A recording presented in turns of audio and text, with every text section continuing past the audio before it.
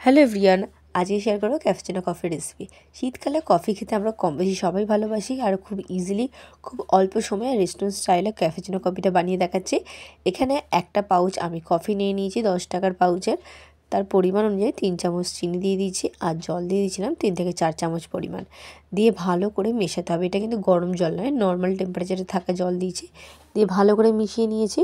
আর ভালো করে মেশানোর পর ইলেকট্রিক একটা বিটার দিয়ে ভালো করে এটাকে আমি ফোম বানিয়ে নিতে হবে। তোমরা চাইলে কিন্তু নর্মাল চামচ দিয়েও বানাতে পারো, বা কাঁটা চামচ বা যেইগুলো উইস্কি হয় হ্যান্ড উইস্কি, সেটা দিয়েও এটা কিন্তু ভালো করে নাড়াচাড়া করে ফোমটা বানাতে পারো। সেক্ষেত্রে কিন্তু অনেক সময় লাগে, হাত পুরো ব্যথা হয়ে যায়। তার জন্য আমার কাছে যেহেতু ইলেকট্রিক বিটার ছিল, আমি সেই ইলেকট্রিক বিটারটা ইউজ করেছি। এক্ষেত্রে আমার টাইম লেগেছিলো 8 থেকে 10 মিনিটের মতন।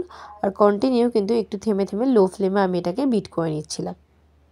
দেখো কত সুন্দর ফোম হয়েছে। এটা কিন্তু আরও বিট করলে আরও ফোম হতো, বাট আমি আর বেশি করিনি।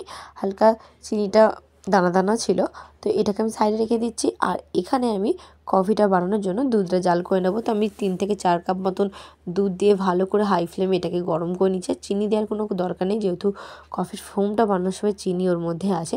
দুধটা একটু ফুটিয়ে নেওয়ার পর এটাকে নামিয়ে নিচ্ছি।